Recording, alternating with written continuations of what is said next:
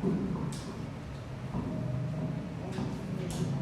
a paz do Senhor, mais uma vez.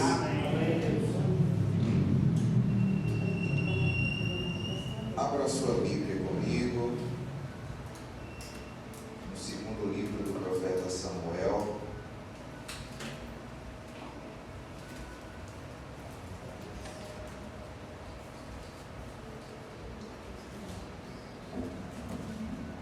Segunda Samuel.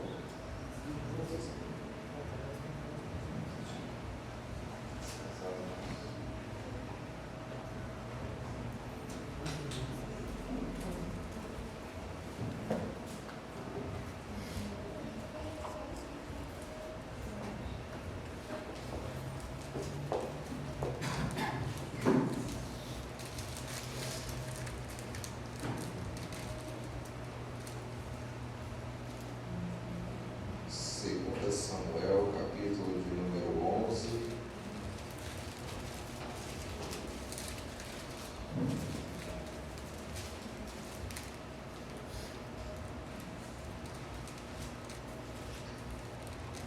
Apenas a parte C do versículo 27.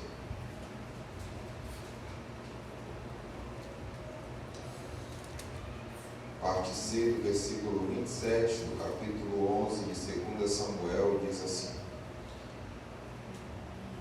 Mas o que Davi fez desagradou ao Senhor. Amém? Podei vos assentar.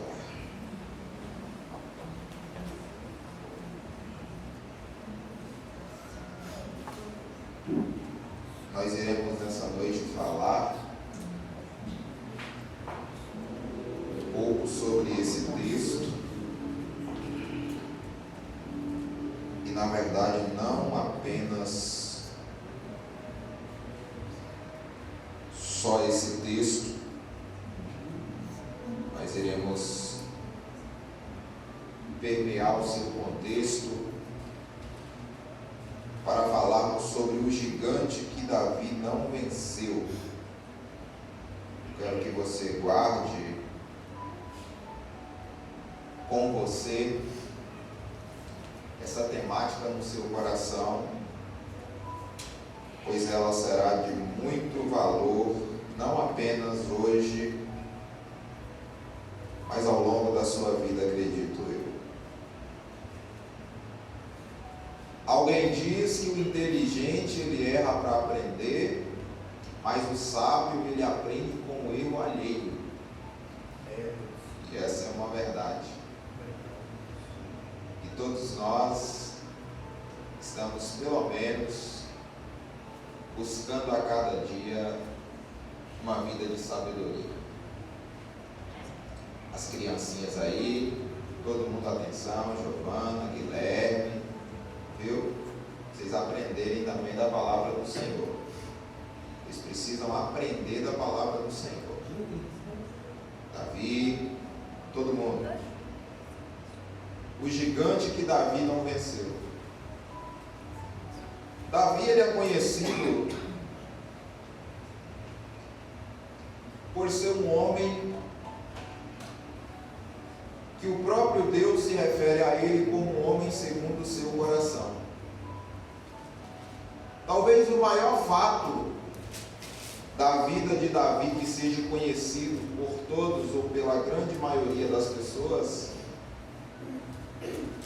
é o seu confronto com Golias, é a sua vitória sobre Golias. Aquilo teve uma grande repercussão e até hoje se fala sobre aquele fato, por alguns motivos que quero enumerá-los aqui. O primeiro motivo era que Davi ele não era nem para estar naquele lugar onde ele venceu aquele combate. Humanamente falando e pela lógica, não era para ele se encontrar ali naquele momento. A segunda questão que eu quero enumerar o fato de que Davi ele era um improvável absoluto, mesmo estando naquele lugar e enfrentando quem ele enfrentou. Os próprios irmãos acharam algo desrespeitoso da parte de Davi estar se predispondo a aceitar aquele desafio. Quando ele ouve falar, e ele mesmo presencia que existia um filisteu, um vencedor, um homem de grande estatura, e por isso a Bíblia o chama gigante. Historicamente se entende que aquele homem tinha aproximadamente 3 metros de altura.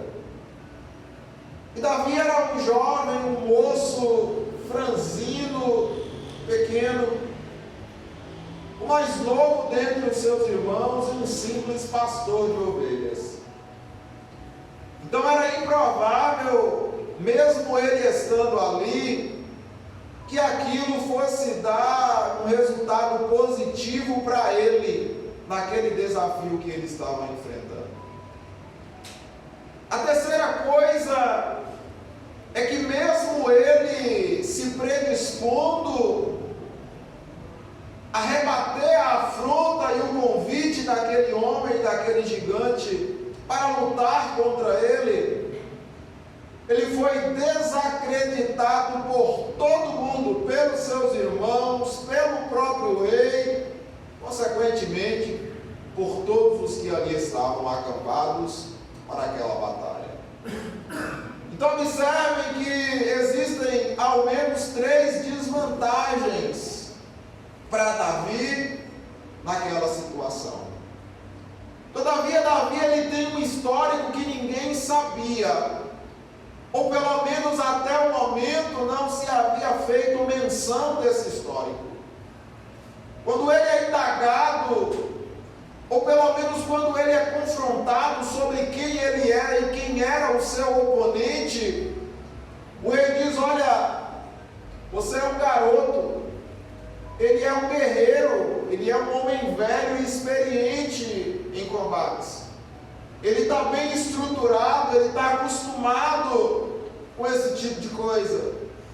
E Davi revela algo que é importante para o conhecimento daquelas pessoas e hoje também para o nosso conhecimento. Ele diz: olha, quando eu estava cuidando das ovelhas do meu pai, um urso tentou atacar a ovelha ou as ovelhas do meu pai. E eu parti em defesa do rebanho e matei o urso. De igual modo, o leão tentou atacar o rebanho e eu parti em defesa das ovelhas e também matei o leão.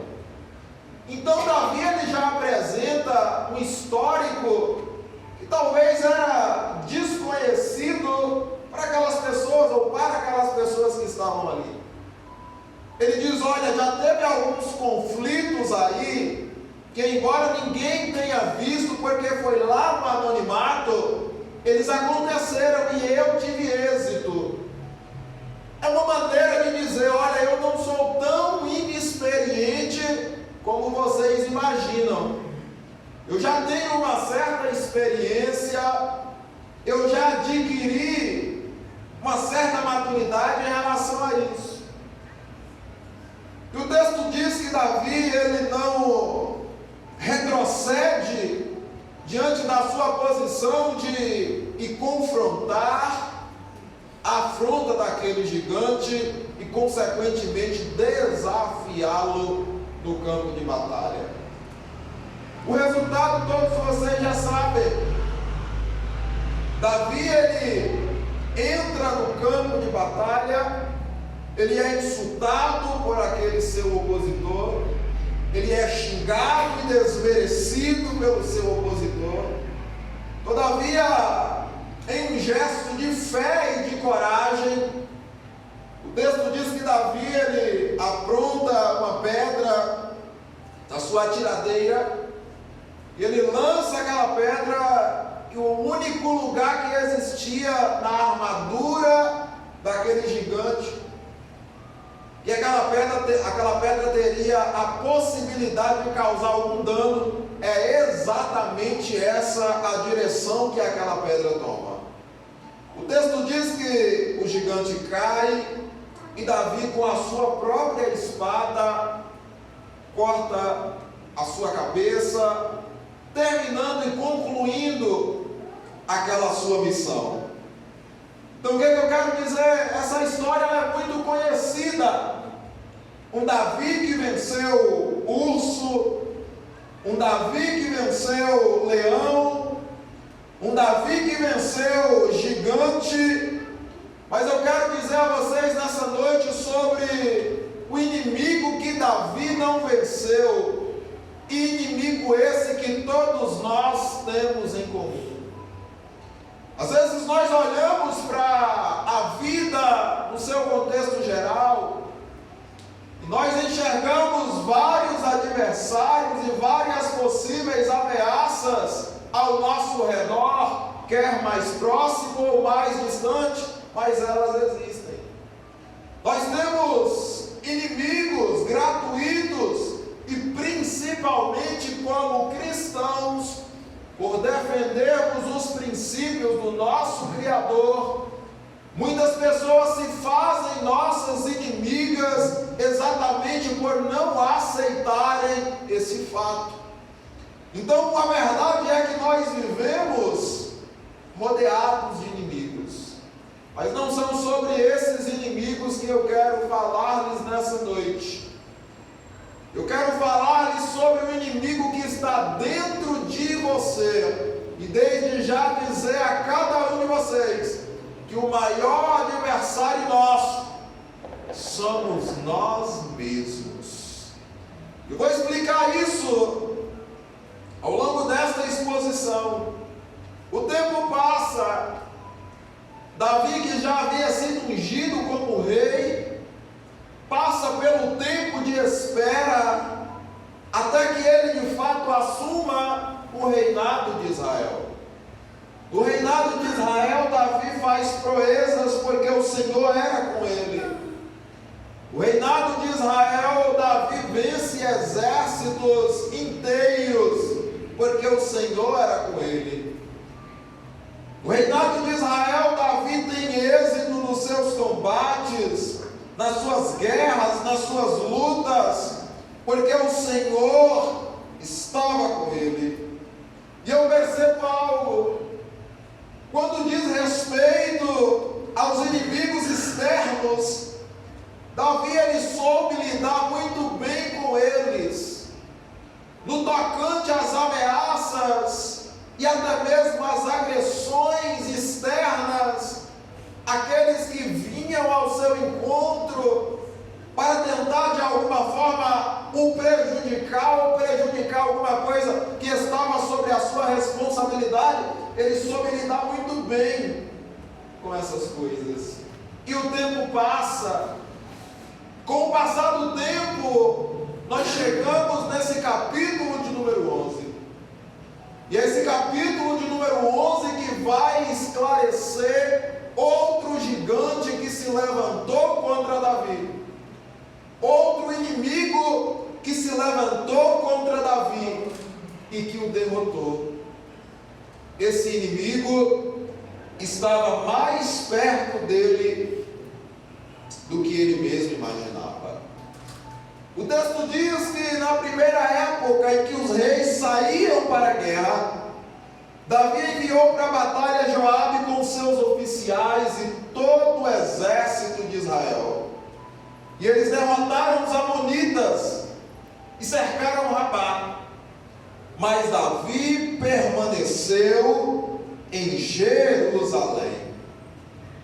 Aqui o autor, ele registra que na época em que os reis saíam para a batalha, o exército de Israel também saiu. E nessa saída, Davi enviou Joabe, um dos seus comandantes, como responsável por coordenar o exército exército na batalha. E o texto diz: todavia Davi permaneceu em Jerusalém, ou seja, ele permaneceu no palácio. A partir daqui começa a se desenrolar uma história que eu não quero me aprofundar tanto nessa história, mas apenas para termos de compreensão, está ressaltando alguns pontos importantes dela para chegarmos na conclusão desse raciocínio. Davi, ele continua em Jerusalém. Certo dia, certa feita, o texto diz que Davi, ele sai ao terraço do seu palácio, e de lá, a Bíblia diz que ele vê uma mulher no quintal da sua casa se banhando. Davi imediatamente, ele é atraído por aquilo que ele viu. Imediatamente ele é seduzido e o seu coração é fortemente levado para aquilo que os seus olhos viram. Ele chama alguns dos seus serventes e manda até aquela mulher para perguntar quem era ela. Eles vão e eles retornam dizendo: é Betseba, mulher de Urias. Duas coisas importantes na resposta daqueles homens a Davi. Primeiro, ela tem uma identidade, ela é uma pessoa, ela é uma vida. E segunda coisa, ela já é comprometida, ela é casada, ela é esposa de alguém. Creio eu que não era necessário mais nenhum alerta para um homem que já era tão experiente com combates grandes. Creio eu que não era necessário mais uma informação adicional. Davi, quietinho, por gentileza, que eu estou contando acerca de um homem que tinha o seu nome. Não era necessário mais alguma informação adicional para que a sua ficha caísse imediatamente. Mas ainda assim o seu coração se endurece para aquilo. E o texto diz que mesmo diante disso, ele manda chamar aquela mulher e tem relações com ela. Observe que aqui algo se levantou contra a integridade. Porque eu digo algo a vocês: tem gigantes que se levantam para destruir o nosso físico. Tem gigantes que se levantam para tentar abater a nossa moral. Mas também existem gigantes que se levantam para derrubar o nosso caráter, para tirar o nosso, para denegrir o nosso caráter. Esses gigantes, eles são constantes. Esses gigantes, eles estão próximos de nós e eles, por muitas vezes, estão mais próximos do que nós mesmos imaginamos. Davi se deita com ela, manda-a para a sua casa. Depois, o texto diz que, passado o tempo, a mulher mandou dizer a Davi que ela estava grávida. E agora, qual é a solução? De duas uma: ou você assume o seu erro, que é mais louvável, assume o seu erro e diga: não, eu realmente fui vencido neste combate. Ou você prossegue com aquela ação na tentativa de talvez ocultar que você foi derrotado.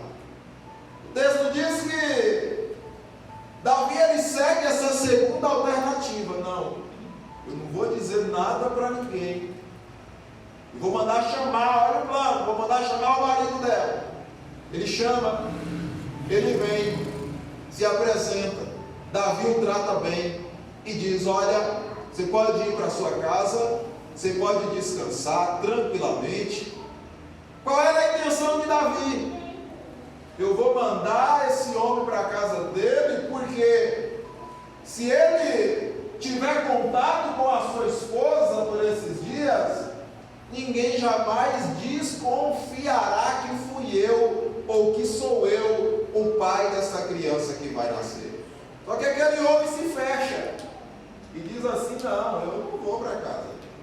Como pode os meus companheiros e soldados do exército do rei estarem dormindo a céu aberto e eu ir para minha casa, deitar com a minha esposa, descansar no meu aconchego? Sintetizando o que o texto diz, ele diz: não vou. Davi insiste: vai, moço. Não vou.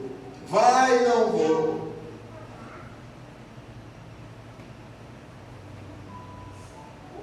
Davi então escreve uma carta, plano B: eu vou matar esse camarada, e assim, estando ele morto, depois que se descobrir que a esposa dele está grávida do rei, não haverá tanto impacto assim.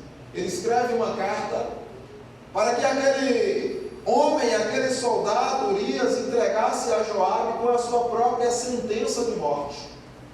Certo é que Urias vai, entrega a carta a Joabe, e Joabe executa o plano que foi arquitetado por Davi, colocando Urias na frente do conflito para que ele fosse morto. Urias morreu. Então o problema foi resolvido, negativo. Porque uma hora ou outra, irmãos, se tem algo que nós precisamos compreender, é que uma hora ou outra, por mais discreto que foi ou que seja a nossa ação, que está em desconformidade com a vontade de Deus, se nós não nos arrependermos de forma, humilde, se nós não nos predispormos a isso, depois fica mais feio ainda. E aí, Urias morre, está tudo em paz. Aí, certa feita, chega alguém na casa de Davi, que era rei e que julgava Israel. Tudo aquilo passou, as coisas aparentemente estavam tranquilas. Chega esse homem por nome Natã na casa de Davi e diz: olha, rei, existia 2 homens de uma cidade. Um era rico e possuía muitos rebanhos. Ele tinha muitas ovelhas. E também existia um homem que era pobre. Ele só tinha uma única ovelha. Certa feita, chegou um viajante na cidade e se hospedou na casa do homem rico. Este, ao invés de pegar uma das ovelhas do seu rebanho para matar e fazer um almoço ou uma ceia para o viajante, ele foi lá na casa do homem pobre, pegou a única ovelha que ele tinha, matou e ofereceu essa ceia. A Bíblia diz que a fúria de Davi se acendeu e ele disse: esse homem, ele é digno de morte, ele tem que devolver tantas vezes mais a que ele pegou. O que ele não esperava é que aquele homem não foi ali por um acaso. Aquele homem foi ali enviado por Deus para uma missão. E qual era a missão? Lembrar Davi que o que ele fez, por mais que parecia estar resolvido, não estava de fato resolvido diante dos olhos do Senhor. E ele fica nervoso, enfurecido, bravo. E ele diz: esse homem tem que morrer. Aí o Natã diz para ele assim: esse homem é você. Aí Deus começa a falar para ele: eu te tirei lá do meio das ovelhas, te coloquei aqui, te dei tudo, te coloquei como rei sobre Israel, te dei tudo o que você precisava, e se não fosse o suficiente eu não poderia te dar mais.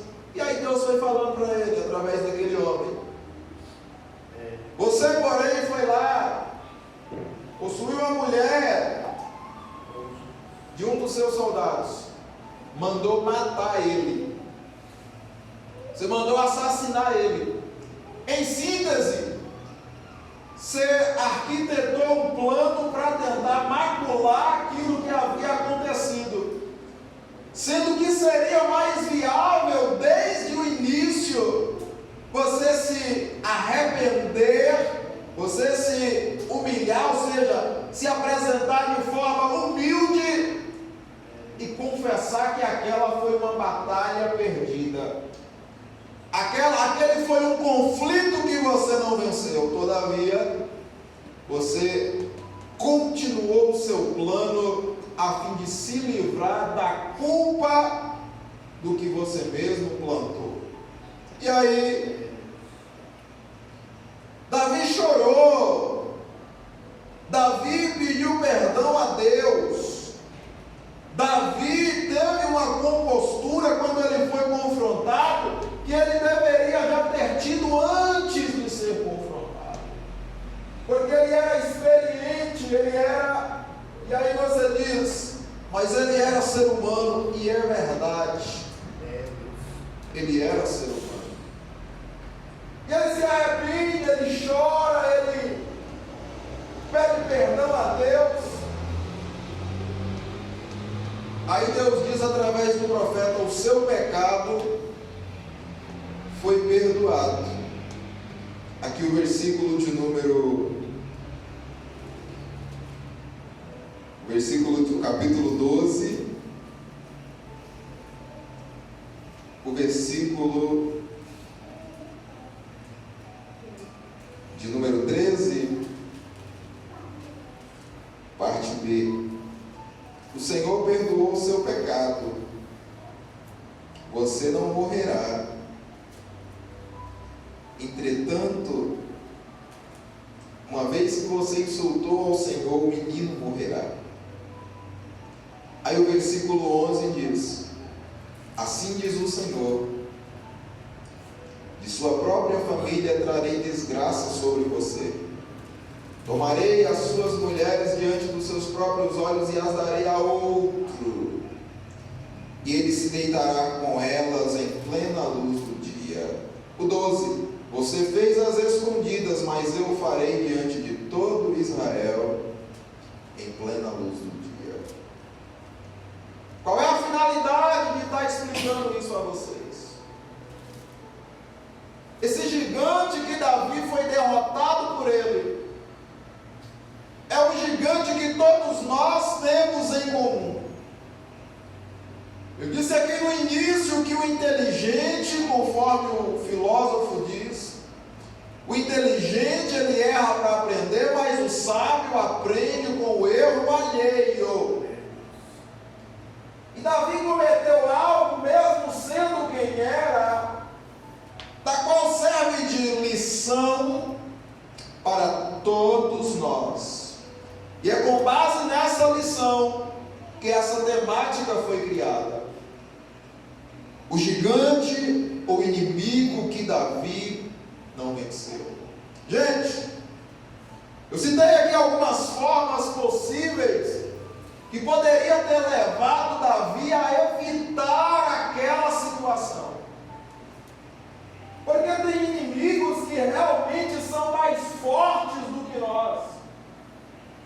O apóstolo Paulo, no capítulo 4 da sua carta aos Efésios, ele diz: não deis lugar ao diabo. Em Tessalonicenses, salvo engano, capítulo 5, versículo 16 ou 17, ele diz: fugir de toda aparência do mal. O apóstolo Tiago diz: sujeitai-vos, pois, a Deus, e resisti ao diabo, e ele fugirá de vós.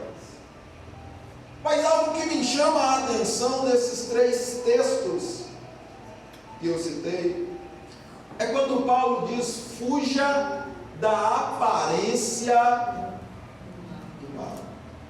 O que eu quero dizer com isso? Tem gigantes que a gente só vence se a gente fugir deles. Tem inimigos que nós só vencemos se nós fugirmos dele. Porque tem coisa que se a gente tentar encarar, a gente vai ser certamente derrotado. Todos nós temos uma tendência humana dentro de nós, uns para umas coisas, outros para outras coisas, e é exatamente sobre esse inimigo, da tendência de fazer aquilo que o texto diz, mas o Senhor, ou mais o que Davi fez desagradou ao Senhor, exatamente por isso, por essa tendência que temos de fazer aquilo que desagrada ao Senhor, que precisamos entender a maneira correta de vencermos esses inimigos que podem nos vencer e fazer com que façamos o que é errado, o que é mal, o que é desagradável aos olhos do Senhor. Como é que eu faço? Tem inimigo que é fugir. Tem inimigo que você não vai combater com ele, porque se você combater com ele, você perde. Qual era a proeza que Davi poderia ter feito, ou a mínima das ações que Davi poderia ter feito para evitar aquela situação? Fugindo daquilo ali. O coração já estava enlacerado com aquilo. O coração já estava tomado, atraído, já estava, envolto daquele sentimento. Mas existia algo que poderia evitar a catástrofe. E quando a catástrofe acontece, consequentemente ela traz muitos danos. Se Davi tivesse perdido o confronto para Golias, o seu físico, no máximo, seria atingido, talvez ele poderia perder a vida e sair como um derrotado, mas fisicamente falando, talvez se ele perdesse para o leão e para o urso, era a mesma coisa. Estamos falando sobre um ato de coragem que comprometeu a sua estrutura física, que comprometeu o seu físico, o seu corpo. Mas aquele inimigo que Davi cedeu a ele e perdeu para ele, não destruiu o corpo, não destruiu o físico, mas destruiu algo que é valioso e que era valioso tanto para Davi como para mim e para você.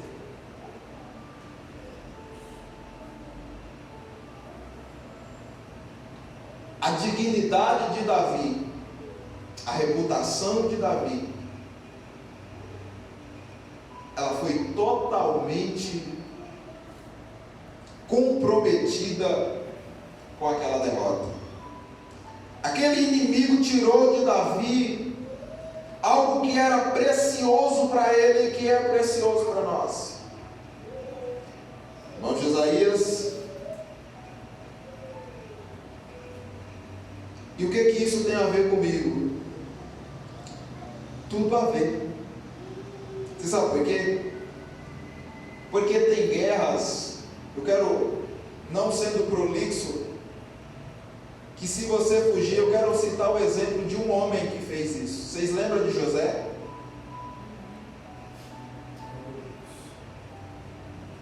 Foi uma situação bem parecida. A Bíblia diz que José correu quando a mulher agarrou ele, deixou a capa para trás, fugiu. E aí Paulo diz: fuja. Sansão se apaixonou por uma moça, mas a moça era inimiga do seu próprio povo, pertencia aos inimigos do seu próprio povo. Se enredou em um romance com aquela moça, ao ponto de abrir o seu coração e de contar o seu maior segredo para aquela moça. E o seu sucesso estava exatamente no segredo que ele não poderia contar ao inimigo que estava junto, que ele tinha levado para junto dele. E a Bíblia diz que ela insistia, dizendo: conta para mim. Será que você não me ama? Será que você não gosta de mim? Aí ela foi insistindo.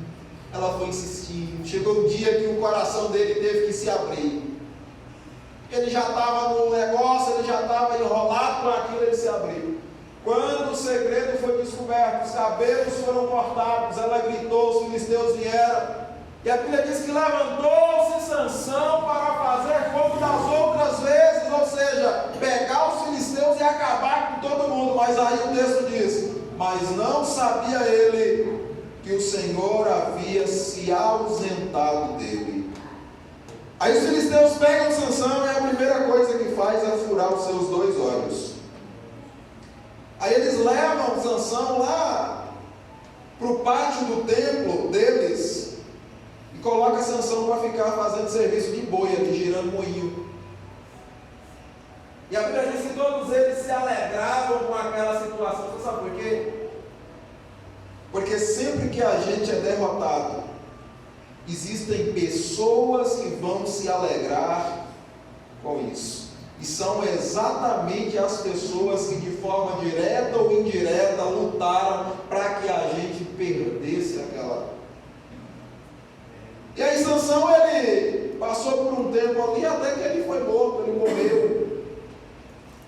Ele poderia ter evitado isso como? Fugindo daquela situação, para caminharmos para o final. Correndo daquilo, porque às vezes a gente acha, não, eu sou forte, eu oro,